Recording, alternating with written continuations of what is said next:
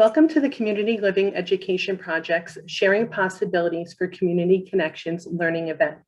The Community Living Education Project, also known as CLEP, is a program through Rutgers School of Public Health. CLEP is committed to providing individual guidance, mentoring, and education regarding community living resources for people with intellectual and developmental disabilities living in the state of New Jersey.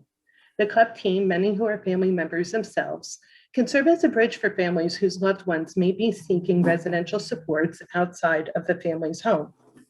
Today's webinar, Understanding Support Coordination and Making the Most of DDD Services, is being presented by Ms. Nkechi Okoli, representing New Jersey's Division of Developmental Disabilities. To assure the highest sound quality possible, all attendees will be muted during today's event. To interact with the host or presenter, please use your Q&A option on your screen.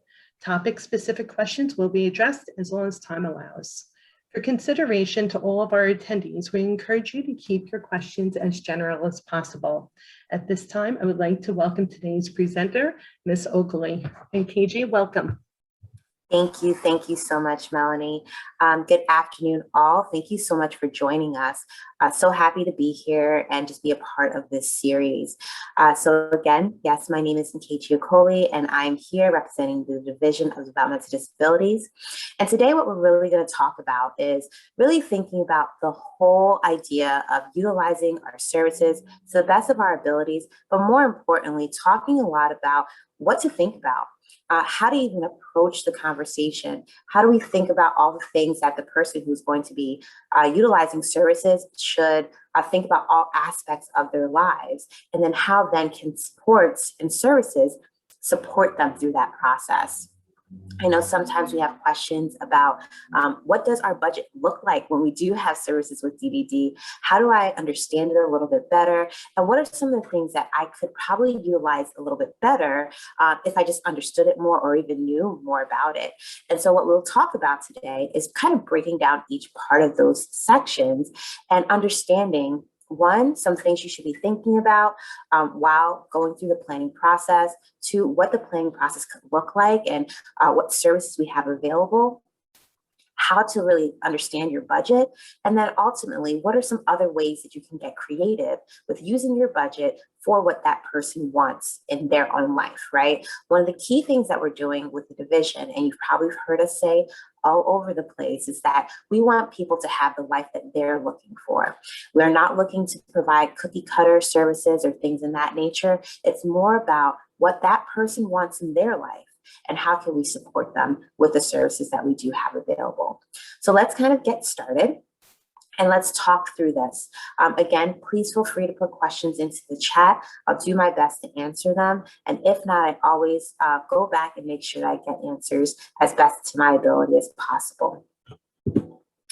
So what we're going to talk about today is, again, the transition process, but more so just understanding what should I be thinking about, even if I'm already in the service system, how can I make sure that I'm connecting and identifying everything I need for every aspect of that person's life. What the recipe for the best and most meaningful life looks like, or what some of the things you may want to consider. Some resources and tools that can really help while you're going through this planning process, or even throughout the time that you use our services. What are some things you want to keep thinking about and keep reassessing as you continue to access services, right? Because when we talk about a plan, it's not a plan that's being set and then you forget it. It's a plan that's going to continue to evolve over time. We want to make sure that you have those supports in hand. And then, like I said, utilizing your budget and what are the great ways that you can use it as you continue to move forward. So I always like to start here. I'm not going to go into too much stuff, but we always think about, oh, when we look at certain people who are utilizing services or have their best meaningful life the way that they look at it, oh, they just have it, I don't want to say easy, but they got it all put together, right? They figured it out. It seems like they already know what they're using, how to use the budget and so forth. And sometimes we have to remember that all we're seeing is the surface, right? There was a lot of work and planning that went into that. And that's the stuff that you don't always see. And so one of the things I just start off with is just giving encouragement, right? Because this is a process.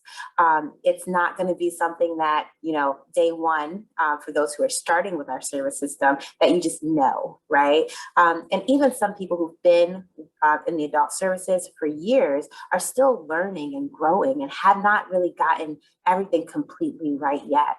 But I do want to say that there are people, and you too can be someone who will get there with time, progress, and continuing to work on understanding our service system and everything that that person wants more and more with time.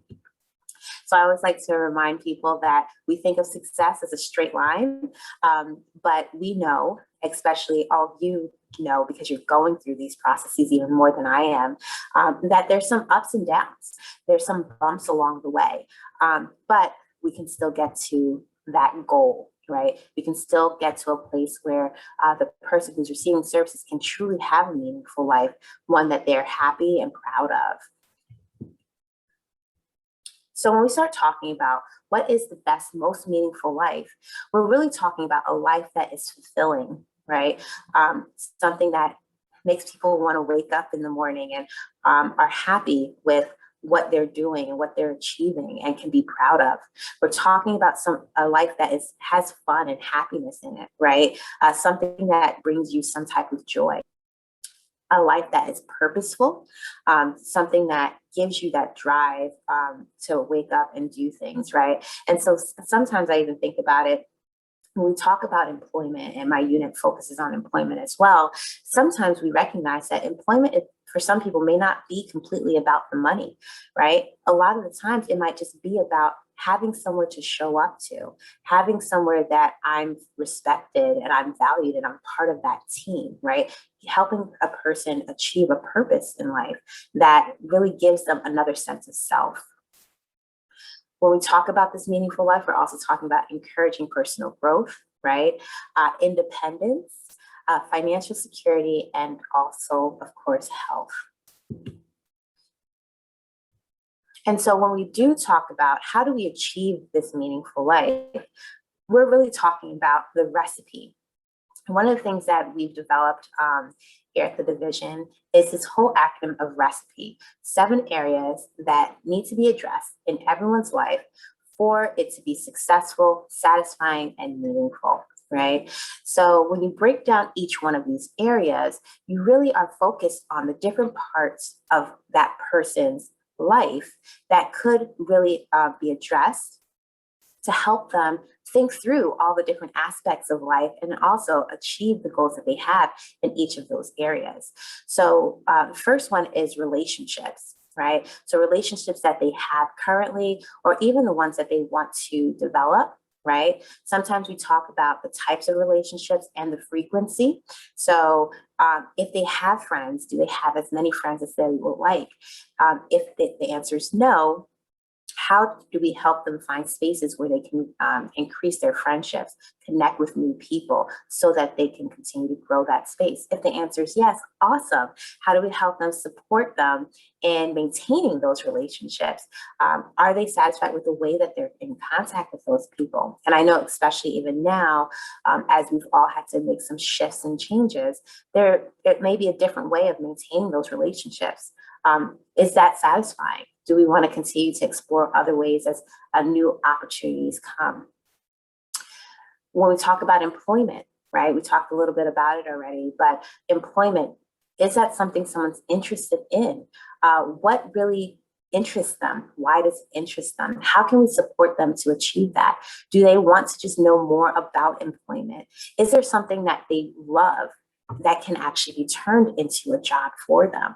Right? And we talk about even having those unconventional ways of thinking about employment because we recognize that there's so many great things that people can do, so many different great jobs that they can have, that it's important that we really explore what do they enjoy? How can we help them and support them in that? And how can we find a job that might actually suit their desires around that? When we talk about chores, it kind of goes hand in hand with a little bit of employment and even independence as we go forward in the conversation, right? Sometimes we have to recognize what chores people have now, what are their goals for the future, and even considering, are there other chores that they may want to take on now to help them achieve their other goals, right? Sometimes we don't recognize how valuable having a chore could be. And with having that chore, how that can translate into other parts of their lives. We talk about individual health and well-being, right? What makes them happy to stay healthy and satisfied in that way, right? I know when I think of myself, I am not a gym person at all. That's just not what I do. But if you put me into a dance class or you put me into a sport, I'd be happy to do that, right? So really exploring what does that look like for that person to help them achieve that their best health, their best well-being, okay? Places to live. Sometimes we don't always have these conversations early, but really starting to talk about, do they want to live with mom and dad if that's an option for the rest of their life? Do they want to have an apartment of their own? Do they want to live with friends? Do they want to live with a significant other? How do we start preparing them for that transition and that shift? And what supports do they need? As many of you may know, through DDD, we do have a voucher for supportive housing connection. And for some people, they may be ready to go ahead and have an apartment of their own right away. And some, I know they have to plan for that. They have to make some shifts and changes and help their the individual who's seeking services really have the supports they need in order to make that transition smoothly. But what I would say is that we've done so many interviews and talked to so many people who actually have had their own apartment or live with their friends in different capacities, and they reported feeling so independent, right? Feeling like they have their own space and they have a little bit more autonomy, even if they have supports that come in and out, right? So really helping understand, what does that person like in regards to a place to live? Do they like city? Do they like farm? Do they like being in an apartment complex or a single space apartment, right? Really just exploring those different options that that person may be interested in. We then have education, learning and skill building, right? So really just talking and understanding, what does that person need in order to achieve the happy, successful life that they're looking for? Are there skills that can help support them in the direction that they would like to go? Are there things that they could do that will help them maintain their employment, maintain their best health and well-being, maintain the place that they want to live, or even relationships that they would like to do? What does that look like for them? And then lastly, but not least, social life, right? We all know that in different capacities for each one of us, social life can be important, whether it be through social media and or through in-person interactions. Again, a lot of that has changed in this last year, but as we start to reopen into spaces like that, what does that look like for the individual, and how can we best support them achieve the social life that they're looking for as well? Because that is very important as part of the entire meaningful life. So these are some pieces, and we definitely have more information where we go into more depth, some great questions that you can ask, and some ways that you can really think through these more to gather that information and say, are we helping the person we're supporting really achieve these things in their lives to help them have what they would refer to as their meaningful life?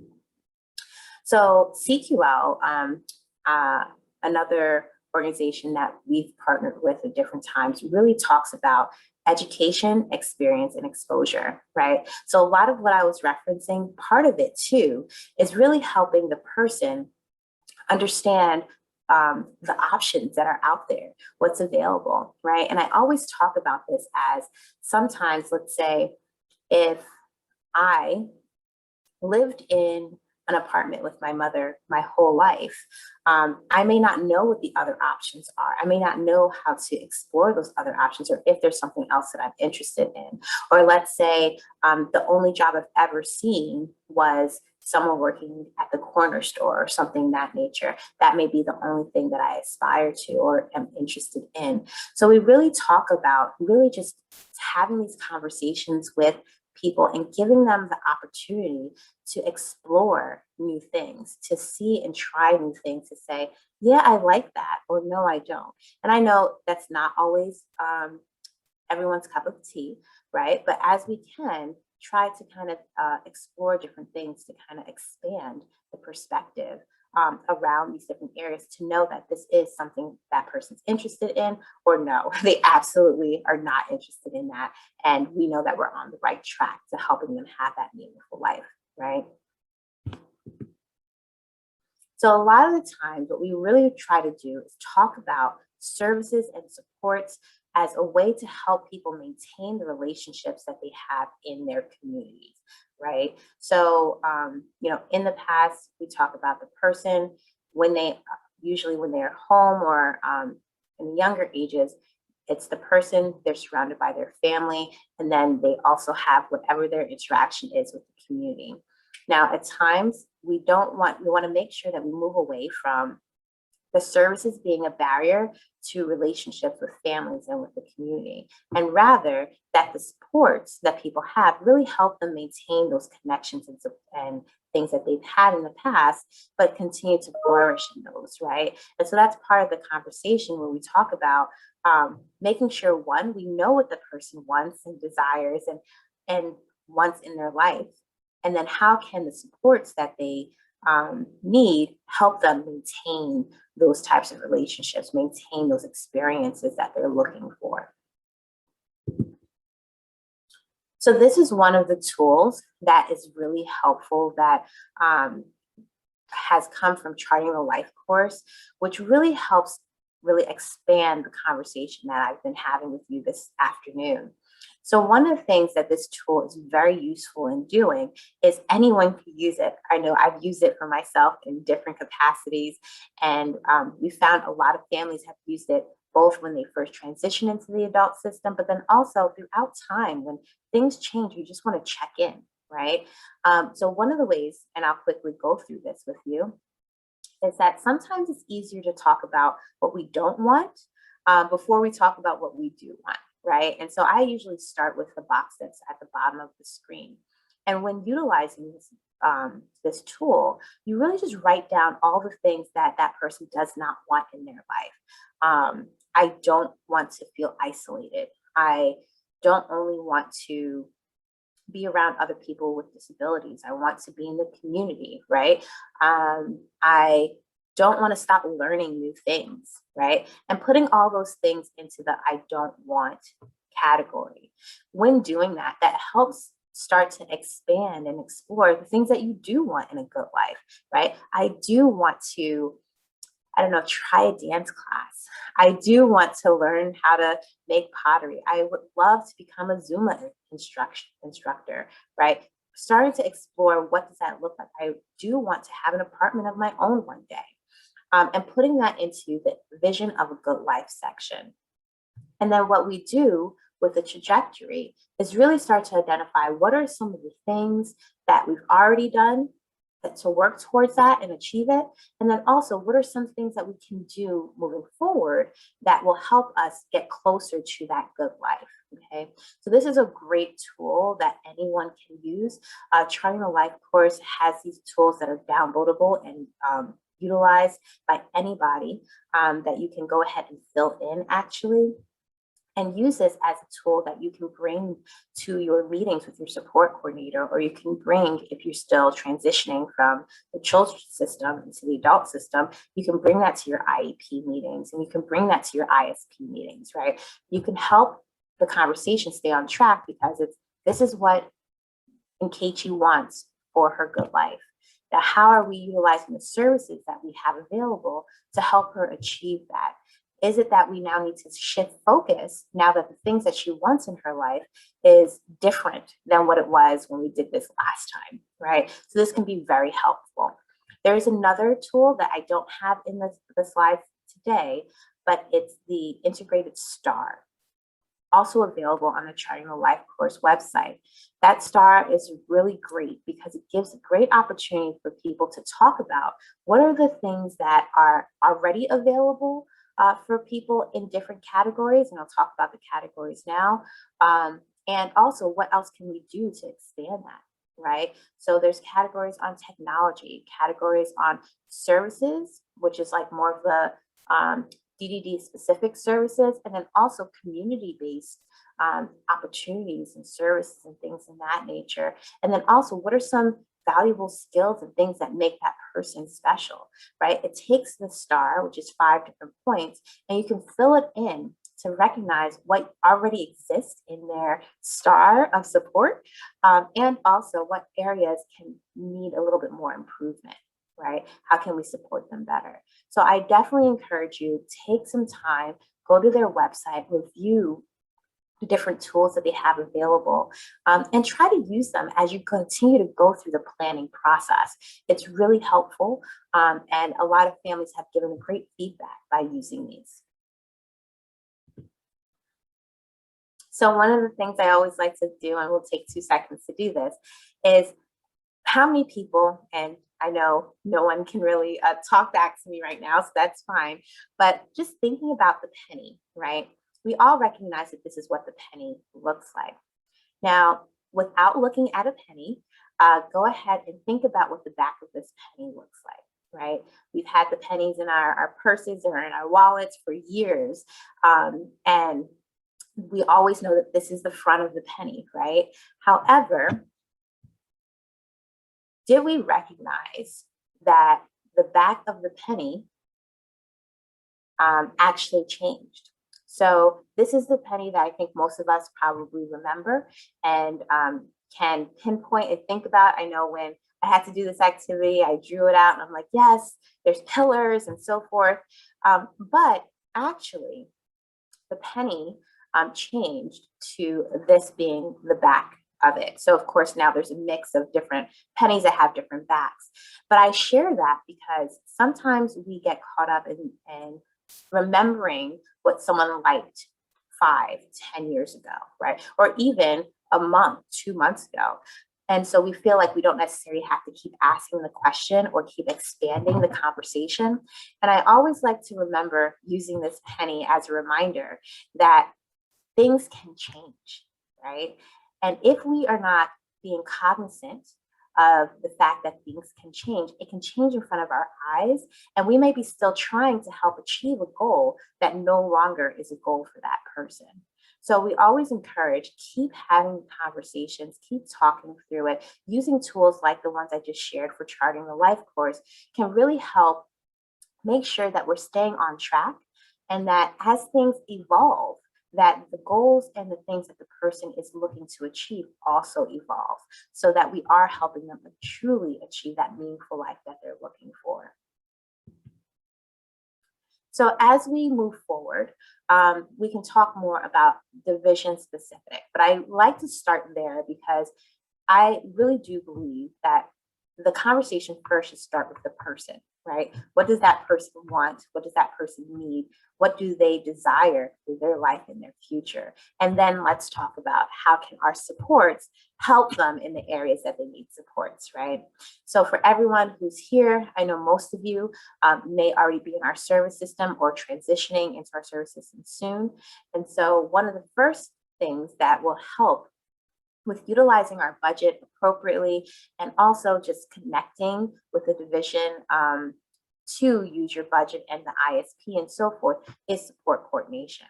So for those who may not know about support coordination is similar to case management that you may be familiar with in the children's system of care. We refer to them more as care managers, and they help navigate people through the DDD service system, right? So they help connect people to paid and unpaid services that are available. We have over 186 agencies throughout the state. This is intentional. The actual number of support coordination agencies vary, but the idea behind having intentional so that individuals can really make a choice as to what support coordination agency that they're going to work with, right? So all of our support coordination agencies are great in their own way, but sometimes people have to identify a support coordination agency that works best for them. So really quickly, for those people who are still figuring out support coordination, there's a guide that was developed by the Bog Center called How to Pick a Support Coordinator. That guide can be very helpful with you figuring out which support coordinator you're interested in working with, and more importantly, what are some great questions to be asking them. And then for those who are already in our service system, it's always important to make sure that you are satisfied with what you're getting from your support coordination agency. And if you're not, that reminding all of you that you're able to make a shift, you're able to change to a different support coordination agency if you so choose. All you would have to do is fill out the selection form again with the new agency. And as long as that agency has availability, then you're more than welcome to make that shift, and it happens at the beginning of the next month. So I start there because your support coordinator can definitely be a great resource and support as you're really trying to figure out how to use your budget appropriately and how to really navigate our service system in its entirety. So really quickly, support coordinators will foster a good relationship with the individuals and their family, develop understanding of the individual's level of need, be knowledgeable about services and other resources available in the community that they serve, understand the information contained in support program and the community care program manuals, including the services that are available for each program. And we're going to show you all those services together really quickly. And then understanding the differences between acting as a resource, which is part of support coordination role, and speaking for individuals or families, which is not a part of the support coordinator role. And what I mean by that is that our support coordinators are a support to all of you, right? At the end of the day, what will happen is that the individual and family, all the stuff we just talked about, you're going to go through, you're going to talk about, you're going to come to the table saying, hey, Nkechi really, wants to develop her friendships and relationships better. She's really interested in getting support in this area. Hey, these are some of her triggers, but these are the ways that she really needs to be supported to achieve these goals that she's looking for. And what the support coordinator will do is help you identify what services you might be interested in using and helping you give a general list of different providers who provide those services. So if those providers are available, you would go ahead and you would pick which one you're interested in, but they will not pick for you. Okay, and I always like to emphasize that because sometimes people have that misconception that the support coordinator is going to pick their providers, and the options and the choice really lies with the individual and family, right? So they will help narrow it down to, let's say, 3 or 4 different providers, and it's up to you to really say, hey, that one feels like it hits the mark. Let's go ahead and put that one into the plan, okay? So really, they're not going to be your spokesperson, but they are going to be support for you throughout the process. Now, the 4 main areas that support coordination helps with, and this is partially excerpted from the quick guide that was developed that I think everyone should definitely take a look at and review. It's very useful and easy to review. It takes a lot of information that's in our larger manuals and brings it down to only the stuff that you may want to really know and get more information about. And then, of course, if you want more, you can go into the larger manual. It's just a little bit more lengthy. But our support coordinators really focus on 4 areas.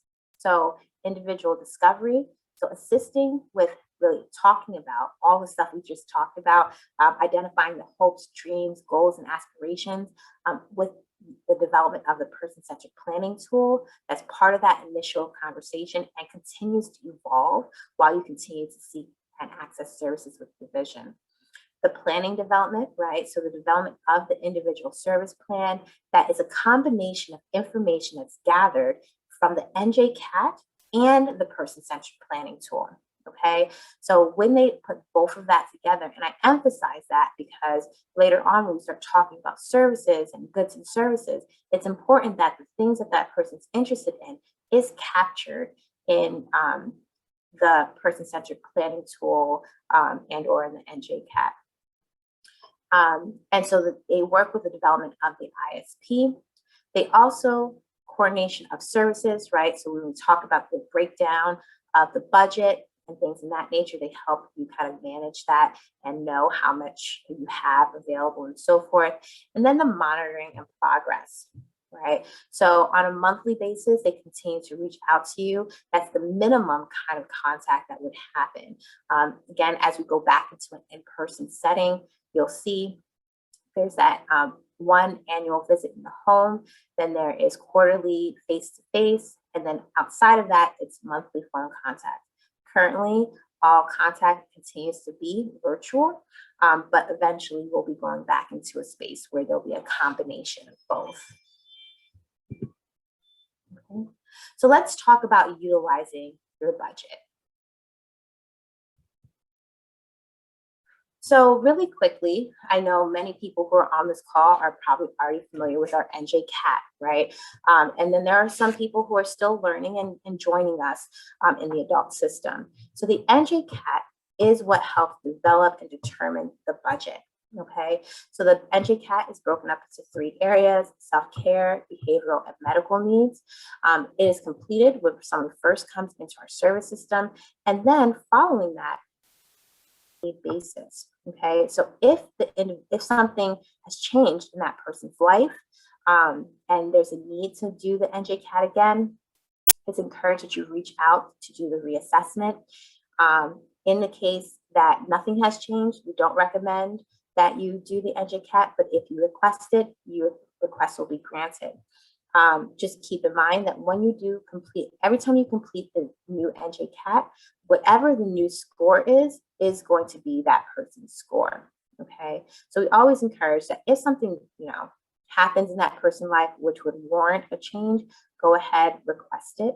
But that NJCAT is what's going to determine that person's tier. And we have a tier A all the way to a tier E. Tier A with the least amount of needs to a tier E with the most. And then there's a possibility of someone having an acuity factor, which is represented by a small letter A. And that represents that person may have significant behavioral, medical, or clinical needs that may need some additional support. And so what you'll see in both our supports program and our community care program manuals is the up to budget amount that is available for that tier. Okay? So I share that because everyone who has a different tier ultimately has a different budget. And so therefore, they would utilize that budget to the best of their abilities to utilize the services that they need through paid services, okay?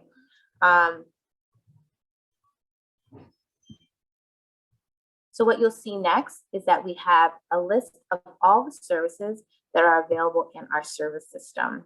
What you see is that most of our services are actually available in both service systems. So I like to share that because sometimes there may be a misconception that you're not getting access to particular services depending on which service program you're on, right? So overall, there's one comprehensive waiver with 2 programs. We have our supports program and we have our community care program. Our supports program is an opportunity for anyone who has been determined eligible for our services to immediately begin to access services as they come into our service system. The community care program is for those people who meet a higher level of need, okay? So that's only for individuals who meet that higher level of need. And in that case, they do have access to group homes. However, like I mentioned earlier, we do have vouchers that are available called the Supportive Housing Connection Vouchers, which I know a part of this series, Courtney Davey is going to do a presentation all on housing, which is going to be amazing and give you more information about all the options that are around housing. So I do encourage you to tune back in for that, whatever date that is. I know that it's coming up soon, but I like to share that because at the end of the day, whether someone is on our supports program or our community care program, they do have access to support around housing. And I always like to make sure people leave the conversation understanding that. Now, the difference is that, again, when you're trying to utilize those vouchers, you would also want to consider how to have the right supports to support that person when they are in their own home. But like I said, Courtney is going to go over all of that with you guys. And that will be an amazing presentation to tune into as well.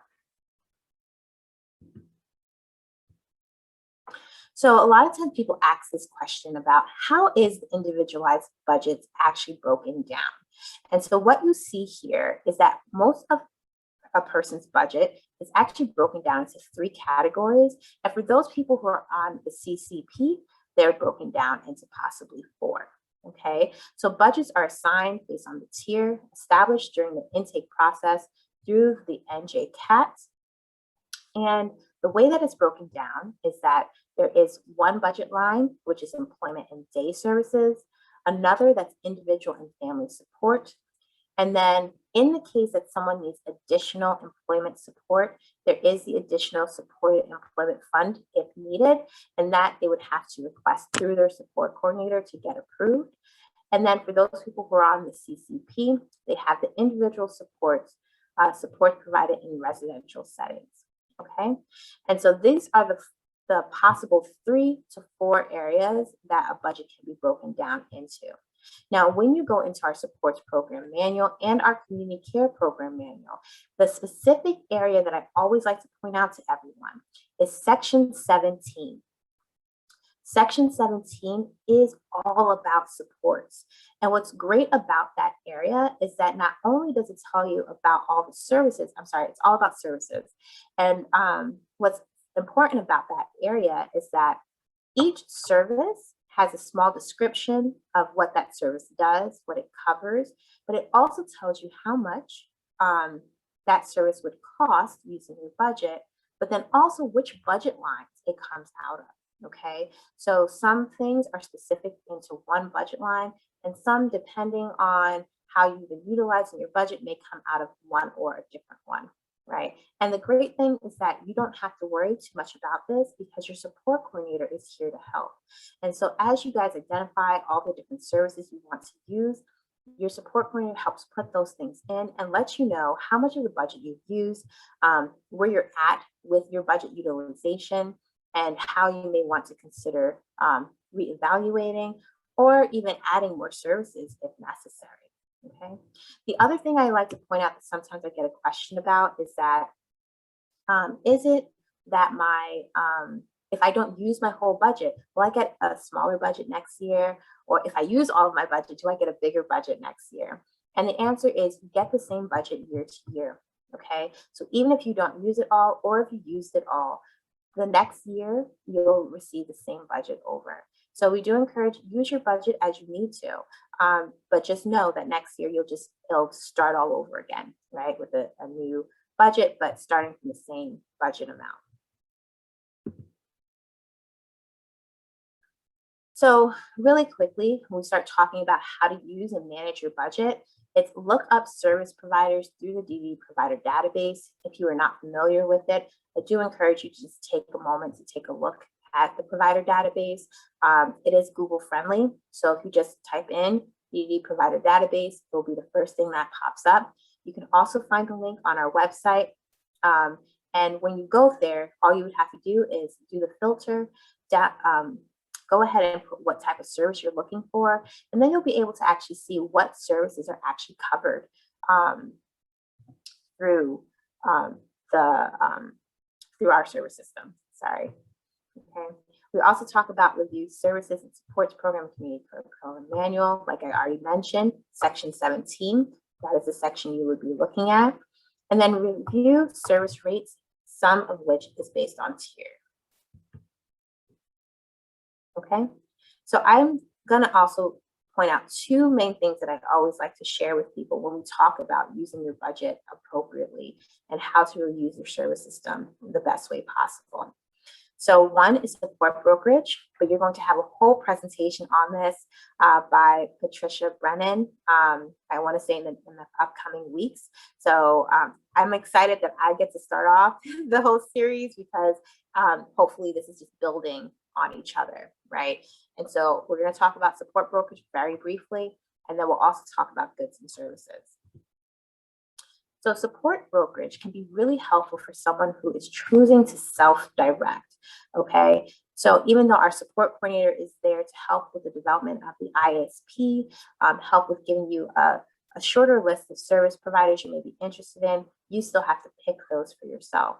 The support broker can assist the participant with arranging for directing and managing self-directed services, building skills needed to direct and manage program services, such as recruiting and hiring personal care workers, managing workers and providing information on effective communication and problem solving. They can also provide information to ensure participants understand the responsibilities involved with directing their services. They also could research and map neighborhoods and communities for people, places and events that may be of interest to that person. So again, helping them really explore things that they're interested in, so that it can be something that we added to their plan or so forth. They can identify gatekeepers, those people who are in the know about resources in their neighborhood and community, facilitate introductions and conversations that will welcome the person supported in the community, places and events, right? Being in their community the way that they would like to. Assess particular events or venues to adequately prepare the person participating, assist with problem solving, and so forth, okay? So our support brokers can do so much. And like I said, they are a support. Now, the only difference that I do like to make, because sometimes people get confused between support coordination and support brokerage. Support brokerage does come out of the person's budget. However, you don't have to use it for the whole year. You can say that, hey, I just need help with researching and mapping the neighborhood and finding like what are some things that the person seeking services may be interested in based off of their interest. Is there things in the area that they might want to get connected with? And so that would be the support broker who could support that. Once they're done with that, then you don't need to use support brokerage anymore, right? So that can be time sensitive kind of things that you would like to do, or time constraint things that you might be interested in utilizing a support broker for. But like I said, Patricia Brenning is going to go into full detail about support brokerage. So if you're interested, I would definitely encourage you to tune into that presentation as well. Now, what we'll talk more about now is goods and services. And I love talking about goods and services because it's a great opportunity for people to really shape their service experience to what is best for them, right? We started this conversation today about a meaningful life. What does that look like for the person? Not necessarily providing cookie cutter services, but more so what is best for them. And so what's great about goods and services is that you really can get the opportunity to do what you're interested in doing in the community the best way that you would like to. The goods and services can be used in multiple capacities. So goods and services has to be related need identified in individuals' NJCAT, right, or their person-centered planning. So if you remember a few slides back, I did talk about that when you do have your person-centered planning conversation and or in the NJCAT, you want to make sure that you're having the full conversation of who that person is, what their interests are, so that it's documented within that, right? Because let's say, I'll use myself again. Let's say I'm interested in, becoming a chef. And so it would be great if I could start taking some cooking classes or participating in something in that capacity. It needs to be informed in our person-centered planning tool and or an EDUCAT. In that case, it would be the PCPT. And what will happen is that when we do fill out the goods and services documentation, they're going to be able to look back and see that, yes, I did say something about that. I am interested in that. And that might be something that can be paid for through my budget. Okay. Something that is not available through any other source or resource. It can really just improve that person's life, decrease the need for other services, right? Available for the general public. So it cannot be just for people with developmental, intellectual developmental disabilities. It has to be something that allows them and gives them the opportunity to interact and integrate into the community the way that they would like to. Again, fully integrated in the community, can be employment related, and does not benefit anyone else than the person. And that last one I like to share because goods and services can cover a whole range of things. There's one time where a person, especially if you think back at the time of Sandy, they need their medication to be refrigerated 24/7. And so they were able to get paid for through goods and services, a mini fridge to keep their medication cooled. However, they were not able to get paid for a full fridge for the house, right? So really just keeping in mind that the goods and services, the way that it's being utilized is really supposed to be specific for that person. So the services has to be delivered in an open and integrated setting, offered by a vendor whose primary audience is the general public, right? No limit on number of classes an individual can participate in. And then it's per class limit of 3 hours per day, 10 hours per week. If it exceeds that, then it's going into the territory of like a day program, and therefore would have to go through a different type of process to be approved and part of our Medicaid approved provider list. Students seeking degree or college credit should apply for financial aid prior to submitting a goods and services request, but they actually could get a class paid for through goods and services. Now, keep in mind, your budget is your budget. So if you exhaust your budget only on goods and services, but that's all that person needs, that's okay. But just keep in mind that you don't get a new budget just because you're using goods and services. It still comes out of the budget that you have. And then classes or lessons other than academic tutoring must be delivered outside of the home and in a community setting. So when we talk about service items that do not go under goods and services, but are typically provided by community vendors, these are other things that people can use their budget for, right? So assistive technology, they can get that paid for through their budget. They would have to go through the application process, and you have to get denied from other entities to go ahead and utilize it through us. But the information for that, again, is in our manual, and you can talk with your support coordinator. Environmental modifications, vehicle modifications, single passenger transportation, personal emergency response service. So each of these services and items has separate service categories and codes, and different ways that it needs to be documented or approved. So in summary, really just taking the time to make sure that one, things have not changed in regards to what that person wants, desires, and needs in their life. And if it has, then you've taken the opportunity to sit down and talk with them, that you've gotten to know what they're interested in. And if anything shifts, remember the penny, right? Things can change before our eyes and we don't always recognize it. But it's a great opportunity to make sure that we're working towards what that person's interested in. And as we continue to work towards that, helping to utilize our services as a bridge and a support rather than a barrier to them accessing the community and their family the way that they would like to. I hope that you learned a little bit about goods and services. And like I said, Trish Brennan will do a great presentation on support brokerage in the near future.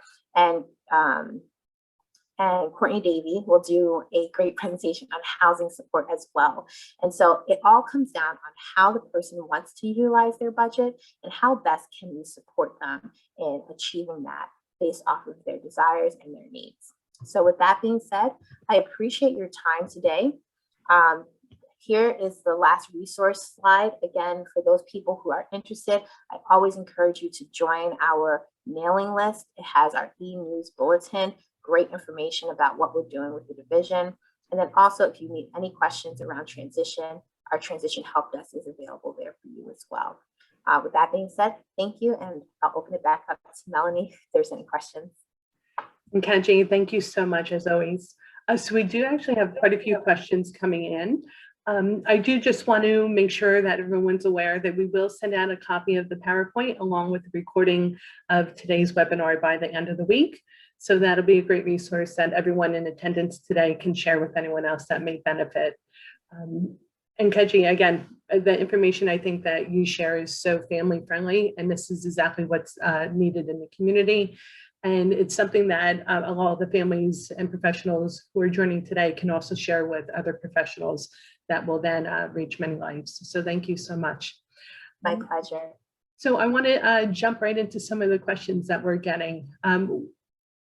What should we look for in a support coordination agency? Should they be county specific, and should a family interview a few to see if that agency is a good match in providing the services for the individual's budgets? Great question. And the answer is yes to the end, but I'll go through the whole conversation. And so support coordination is definitely something that you should definitely take a little bit of time in like choosing. We really do want you to have the option to choose which support coordination agency you want to work with. And so how you would go about doing that is, like I said, we have 186 agencies currently. All 186 actually don't cover the whole state. So that's actually good, because I know that that can be overwhelming, right? So one of the things that you would do first is go to our provider database. And I'm sorry, like I said earlier, it's very Google friendly. So you can just go ahead and write DDD provider database. And it's also on our timeline. I didn't share that with you guys today, but you can find it on our website, on our timeline, and also on the DDD Google friendly. And so I say that to say is that you'll go there, you'll put in the filter that you're interested in support coordination, that the place that that person resides, okay, so place of residence, and it will show you the list of only the support coordination agencies that cover your area.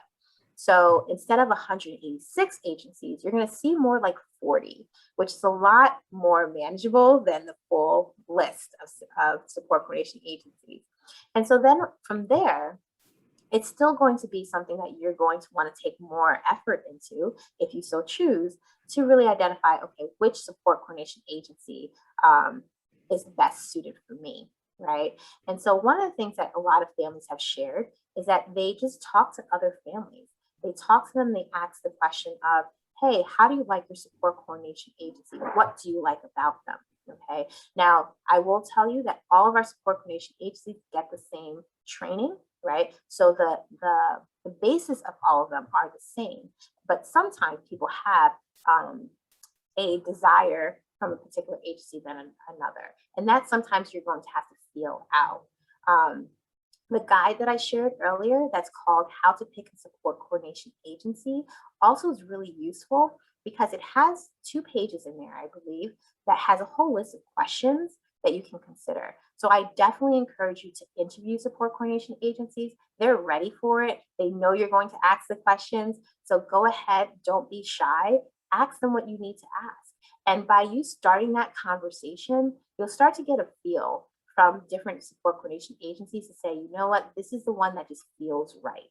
The other part that I will say, though, is that even if you think one is amazing, when you talk to them, you go ahead, you start working with them, then you realize it's not the right fit. Maybe they don't know enough about the community around you, or enough about the things that will help support your son or daughter. Then you can go ahead and switch to another agency the next month. All you would have to do is put in the selection form again, saying, this is the agency I now want to be at. And as long as they have availability, so you'll call the new agency to make sure, then you can go ahead and be shifted there. So hopefully that helps. Perfect. Nkechi, you were speaking about charting the life course resource tools a little bit earlier. Do you have the official website?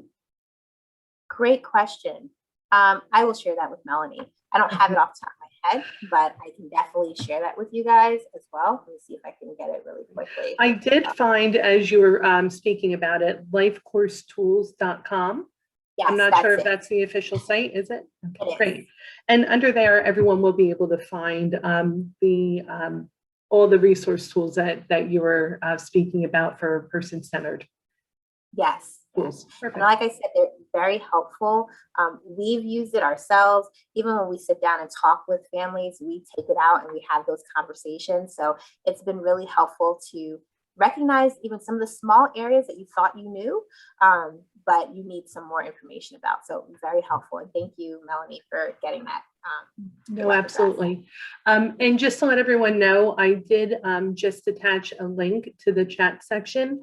Nkechi was referencing a resource from the Bog Center when interviewing or selecting a support coordination agency. So you can search the chat section. There's the English and Spanish version attached, just for easy reference. And while we're there, I just wanted to also say that there is also another guide called How to Pick a Provider, which again, as I mentioned, the support coordinator will help you with narrowing down the list, but they're not going to pick for you. So similar to the support coordinator guide, there's a provider one that I'm sure is at the same link. So definitely take a look at that as well. Nkechi, can you offer some suggestions? And I think we hear this question a lot. When an individual has goals that others feel may be unrealistic or unattainable, can you talk a little bit about how we can either encourage or help someone navigate a different course when that situation comes up? Very good question. So there's two ways of approaching that. One, I always believe that if someone does have a goal that may seem out of reach, we still should support them as much as possible to continue to explore why, right? And I say that because we actually recognize that there was one person, I'll keep the story brief, but they wanted to work at, let's say, Home Depot. And they really wanted to work there because that's the only place that they've ever seen in their neighborhood. And, you know, we worked to get them there. It wasn't that it was unattainable, but one of the things that we recognized is that he wasn't happy there. And we kept changing the job there and over about 3 or 4 different jobs he tried there until we asked the right question, right? As to, so what about working at Home Depot do you like, right? What is it about this particular career? And he really just liked the orange vest, right? So what he really wanted to do was some other job that we didn't actually know because we didn't take the time to ask those deeper questions. So I always encourage asking those deeper questions, especially, I know I've had times where people have said they want to be an astronaut, but the reason they want to be an astronaut is because they love space. They love talking about space. And what we can do is then start to talk about some other options that might be available around that, right? We go back to that conversation of the 3 E's, education, exposure, and experience. And sometimes those goals can be unattainable, more so because they don't have the education, exposure, and experience to know that there's other things that can also help them achieve what they're really looking for. So hopefully that helps. Absolutely. And I think as us as family members, caregivers, support professionals, we need to be able to ask the why, right, behind those situations. Many years ago, someone that I was working with wanted to become a veterinarian and, you know, did not want to pursue a college degree. We know that, you know, the education for that and training was very extensive.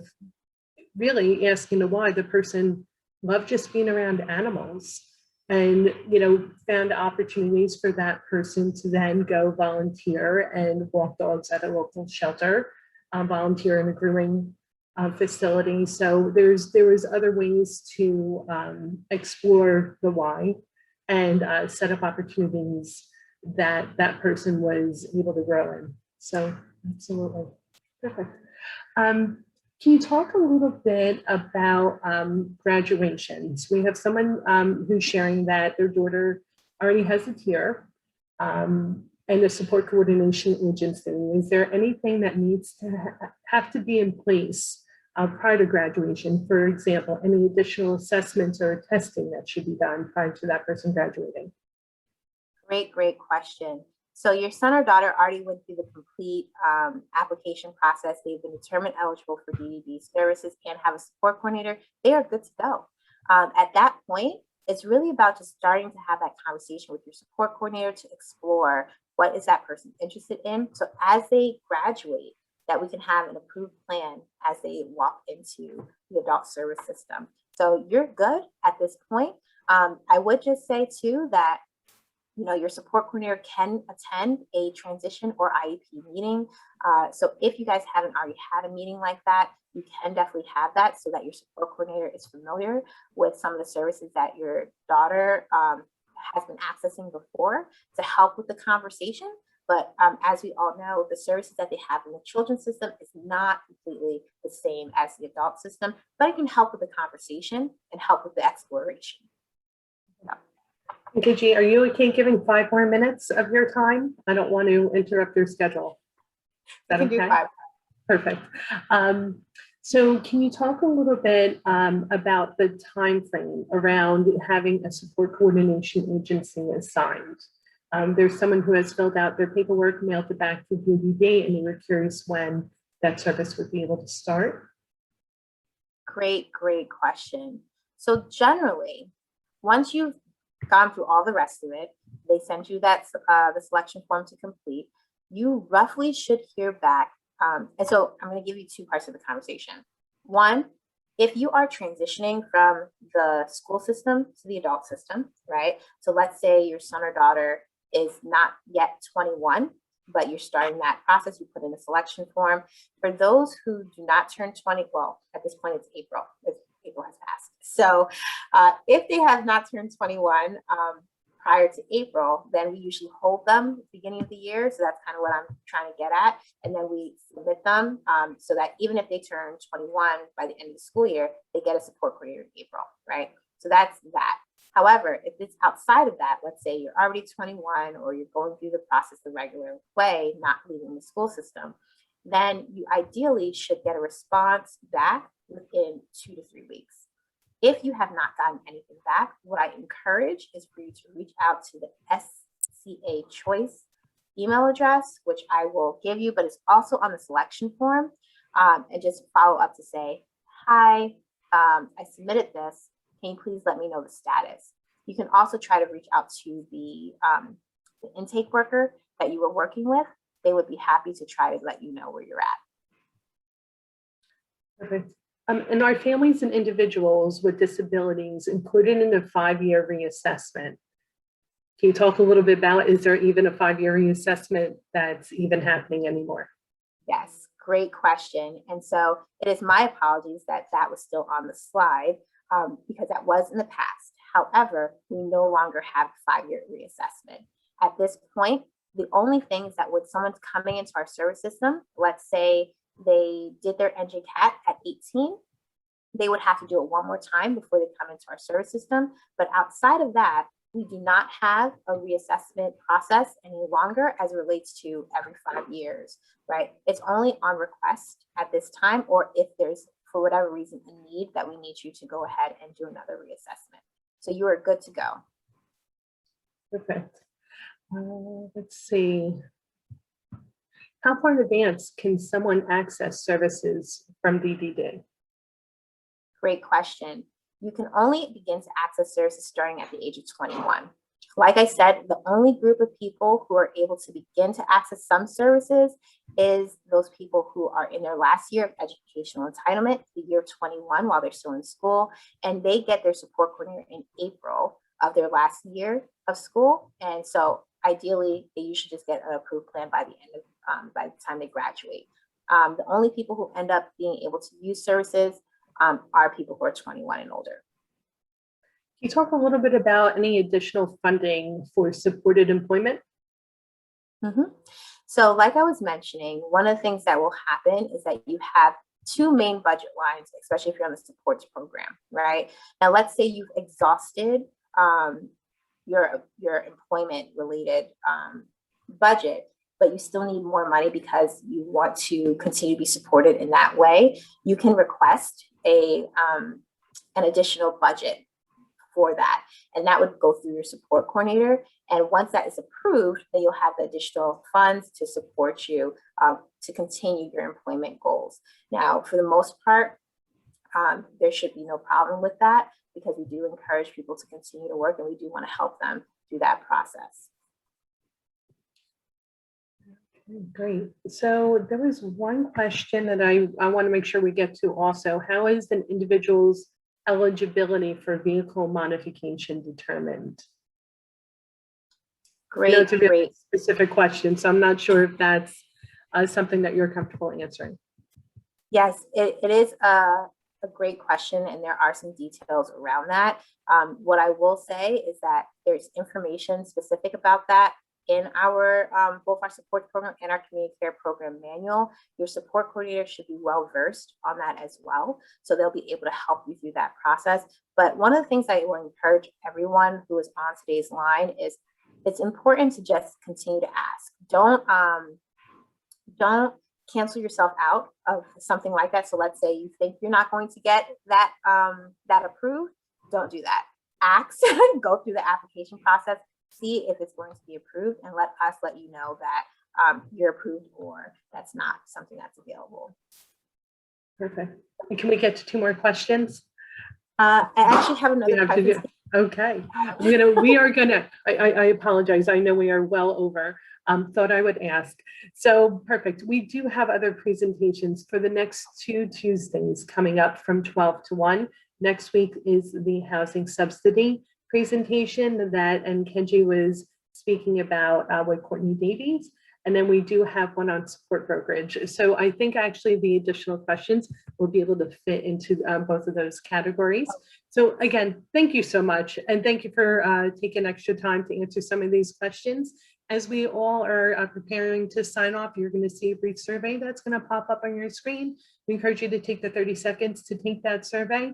The information that you provide us is going to help us determine sessions that's going to benefit you in the future. Thank you again, everyone. And Nkechi, thank you again for all your time. Greatly appreciated. Thank you. Thank you so much for having me. And thank you all for coming. I appreciate it. Okay. Thank you all. Be well. Thank you.